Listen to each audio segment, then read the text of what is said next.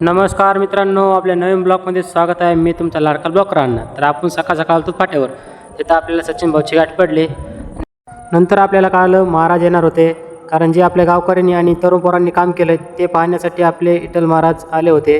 तर त्यांनी आपल्या गावकऱ्यांनी लावलेलं पाण्याची सोय आणि ते बघितली. अतिशय सुंदरपणे काम केलं आहे असे महाराज गावकऱ्यास म्हणाले. तिथून आपल्याला जी मोरलं काम करायचं होतं, जे जेवणाचं असो किंवा मग मंडपाचं असो किंवा अनेक काही गोष्टी होत्या, ते गावकऱ्याला महाराज सांगणार होते. तर मग आपले मित्र पण आले होते. तिथून मग आपण गेलो मंडपाच्या ठिकाणी. महाराजांनी तिथलं पण काम बघितलं. अतिशय छान काम चाललं होतं. तर त्यांनी मग सांगितलं मोरलं आपलं नियोजन, कारण सप्त्याचं जे जेवणाचं असन किंवा काही गोष्टी असतील ते सर्व गावकऱ्यांना समजून सांगितल्या आणि तरुण पोरांना आपापलं काम वाटून दिलेलंच होतं. आपल्या गावचे सरपंच शिवाबाया शेकडे हे मंडपाची पाहणी करीत होते. तर त्यांच्या बी मार्गदर्शनाखाली आपले पोरं चांगलं काम करतात. तर असंच तुम्हाला जर आपल्या सप्त्याचे ब्लॉग बघत असतील तर आपल्या पेजला फॉलो करून ठेवा आणि लाईक आणि शेअर नक्की करा. भेटूया नेक्स्ट ब्लॉग.